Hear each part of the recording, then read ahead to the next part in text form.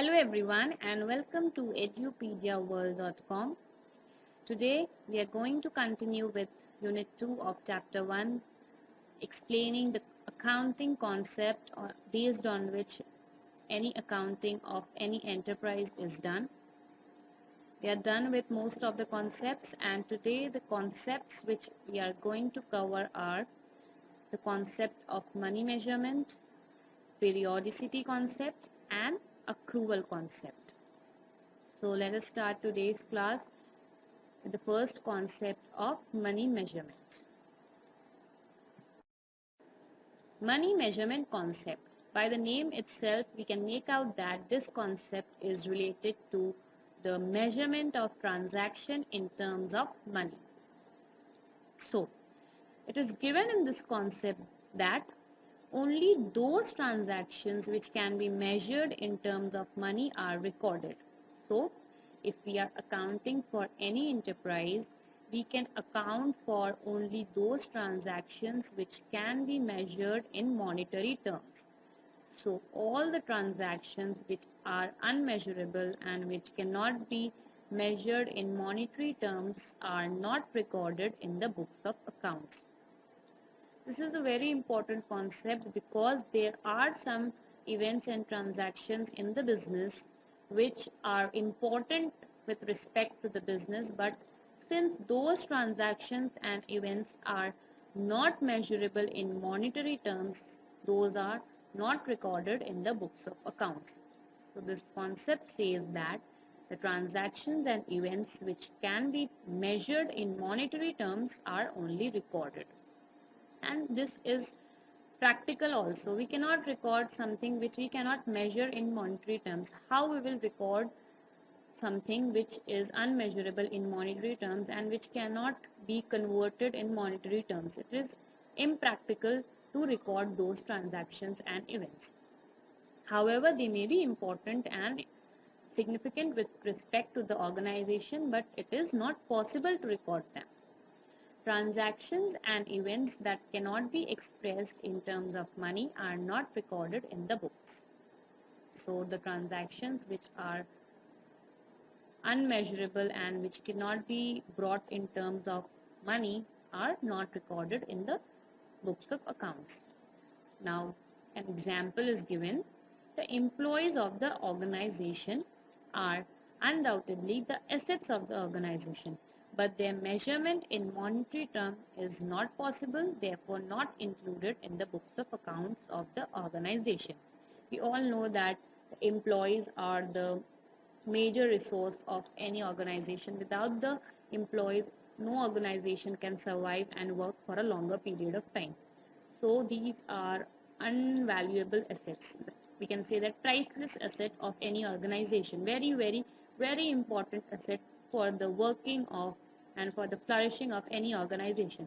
But these are, you can say, unmeasurable in monetary terms. These assets, these human resources cannot be measured in money.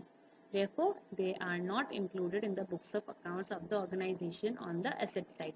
You do not write that, okay, on the asset side, employees of the organization 5 lakh, 10 lakh. How can we write that? Because we don't know what is the value of our employees. It is impractical to record some monetary term for the employees of the organization. So that is why these are not recorded, because there is no possibility of converting the employees into monetary terms and measuring the value of the employees in monetary terms. So these are not recorded in the books of account. So the underlying thing in this concept is that only those transactions and events are recorded in the books of accounts which are measured in terms of money. Next comes the periodicity concept. What is this concept all about? This concept is also called the concept of definite accounting period. What we do is that a small but workable fraction of time is chosen out of the infinite life cycle of the business entity for the measurement of performance and looking at the financial position of the business. We have learned previously the concept of going concern in which we assume that the business which we have started will continue for a foreseeable future, and we have no intention of winding up our business or reducing our operations in the near future. So the life of the business is considered to be infinite as per the going concern concept.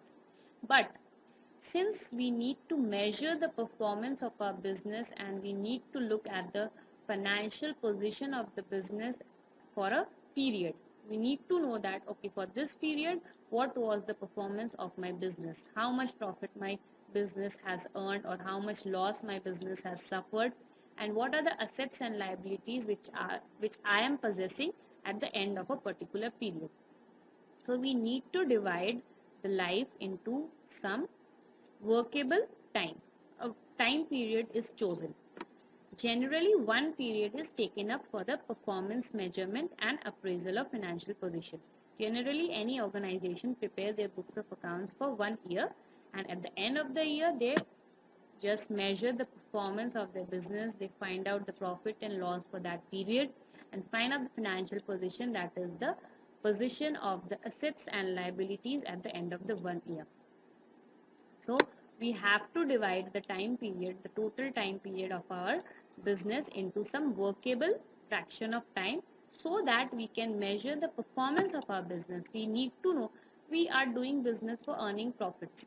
So until and unless we work out the profits of our business, there is no meaning of doing the business. We have to work out what we are earning or whether we are earning or not, or we are incurring losses.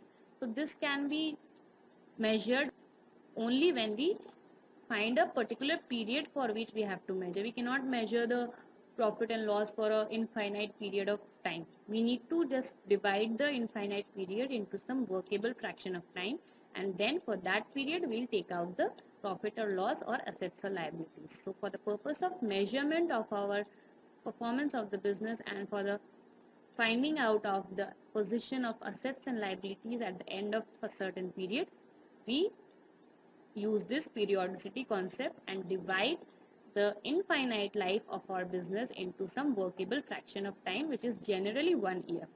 However, it may be also 6 months or 9 months or 15 months depending upon the organization. It may happen that some organizations are preparing quarterly statements, half-yearly statements likewise. But it is the main thing, the underlying concept behind this concept is we need to divide the infinite life of any business into a workable fraction of time in order to measure the performance of the business and in order to find out the financial position of the business at the end of that certain period. Now that period can be 1 year, 6 months, 9 months, 15 months, whatever may be. Now according to this concept, accounts should be prepared after every period and not at the end of the life of the entity. This we have done, that we should prepare accounts after every period, whatever period we are choosing, whether it's 1 year, 6 months, 9 months, 15 months, whatever period we are choosing, we have to prepare accounts for that period and not at the end of the life of the entity, because that is not feasible and not practical also, that we are preparing the books of accounts and preparing the profit and loss or balance sheet at the end of the life of the entity.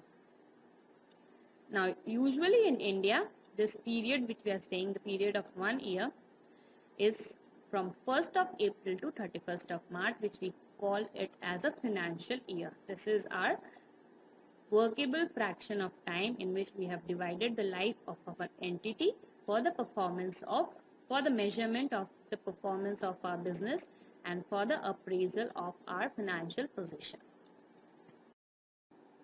Now, when we follow the periodicity concept, it helps us in doing the following 3 things. What are they? Number 1 is that it helps us in comparing the financial statements of different periods. I am preparing financial statement from 1st April to 31st of March. This is my financial year.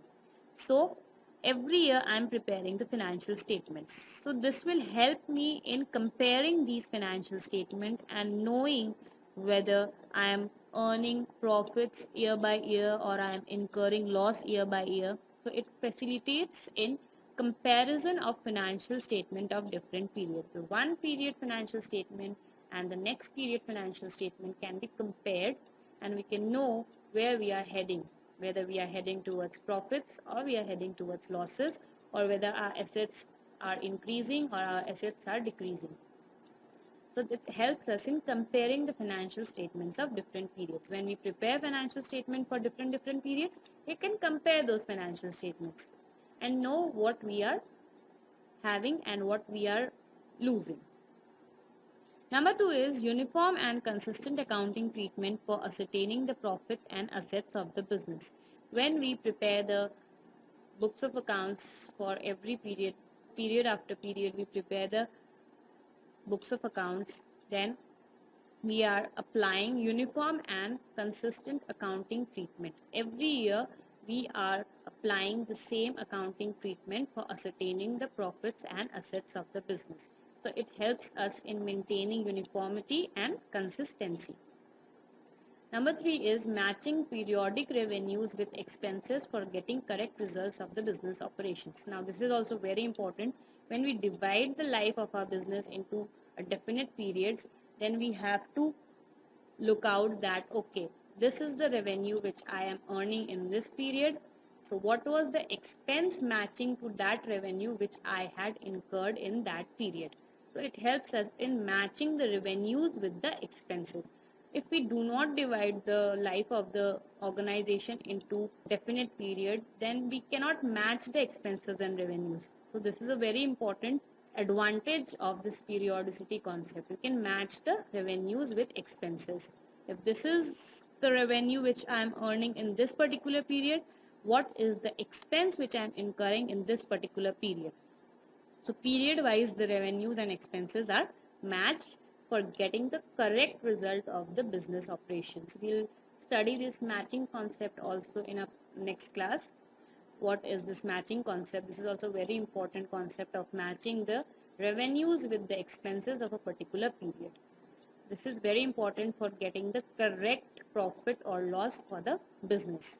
So these are the 3 advantages of following the periodicity concept: comparison, uniformity, and matching. Next in line is the accrual concept. Now this also is one of the very important concept of accounting, because if we do not follow the accrual concept in our books of accounts, in accounting for the transactions, then we cannot take out the correct result and we cannot take out the correct profit for a particular period. So this is very important for the accounting of transactions. What is this all about? Let us see. It says that revenues are recognized as and when they are earned and not when cash is received. So we have to recognize the revenues in our books of accounts as and when they are earned, meaning as soon as I sell my goods to my customer or as soon as I provide the services to my customer, I will record it in my books of accounts, no matter whether I have received cash or not from the customer. Similarly, the expenses are recognized as and when they are incurred and not when cash is paid. The same applies to expenses.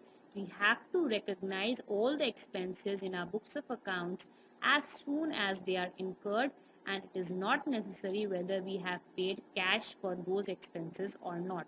We need to record them as and when we incur them. The payment of cash is not relevant for recording. We have to record them and recognize them as soon as we incur them, and the revenues also we have to recognize them as soon as we earn them. The cash part is not taken into account for recording the revenues and expenses. So as per the accrual concept, we can find out the profit by deducting the expenses from the revenues. We do not just take the cash aspect into the picture. We just take the revenues and expenses into the picture to calculate the profit. The accrual concept provides the foundation on which the structure of present day accounting has been developed. So it is a very important concept. It is a foundation on which the total structure of present day accounting has been developed. Today, nobody accounts on cash basis, everybody accounts on accrual basis, because this is a valid concept and this is a very much practical concept. We do not take into account the cash part, because that will come sooner or later. But what is important is when we are earning revenue and when we are incurring expenses. We need to recognize them as soon as we are earning or incurring. Then only we can find out the correct profit for that period. So this is very important concept. Now let us take one example to understand this concept of accrual in a more better way. The example says that Mr. JD buys clothing of rupees 50,000, paying cash 20,000 and sells it at rupees 60,000, of which customers paid only 50,000. So the question is saying that Mr. JD, the owner of the business, is buying some clothing. He is a trader of clothing and is buying the clothing worth rupees 50,000. But he is only paying cash rupees 20,000. Cash he is paying just 20,000, but the value of the clothing is 50,000. So the expenses incurred is 50,000. And he is selling the clothing at rupees 60,000, but the customer paid only rupees 50,000. So the revenue which he is earning is rupees 60,000, though the customer is paying only rupees 50,000. So now we can see is that his revenue is 60,000 and not the 50,000 that the cash he received. So revenue is 60,000 no matter what amount of cash he is receiving. He will record his revenue as rupees 60,000.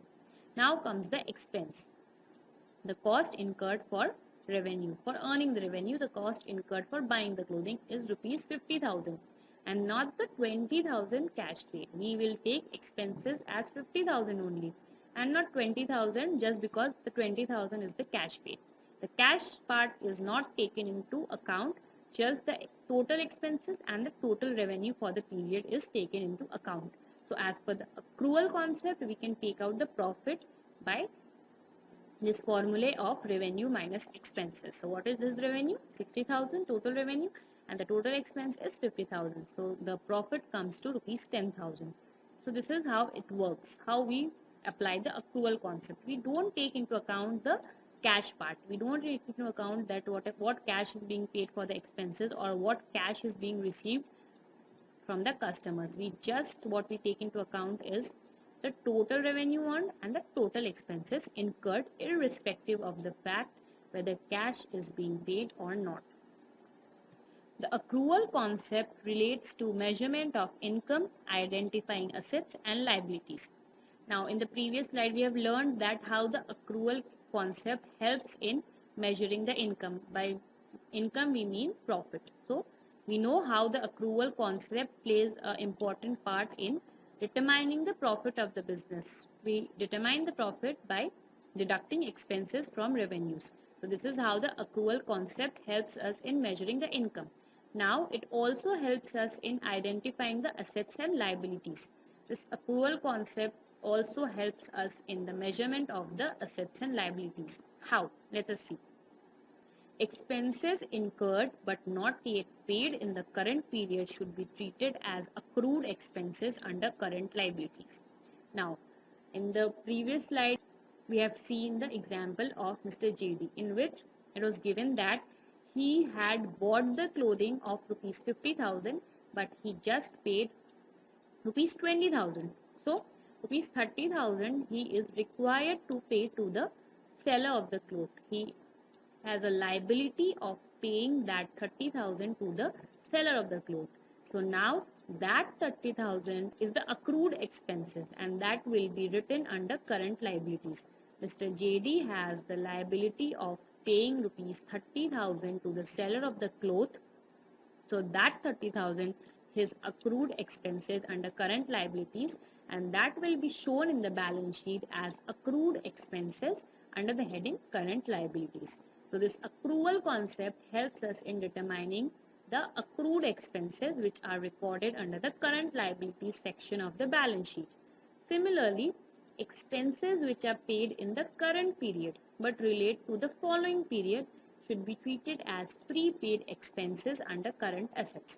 Now this is the opposite of accrued, prepaid. What is happening in this case? Let us see. I'll give you one example that the rent of 1 year of my premises from where I am working is rupees 10,000. That is, I have to pay from 1st April to 31st March the rent of rupees 10,000. 1 year rent is 10,000. So that is my expense. Now, I am paying to the owner rupees 15,000 in this year. This year my expense was 10,000. Only 10,000 I owed to the owner for the rent of the premises. But I paid to the owner rupees 15,000. Now, I am paying more than the expense.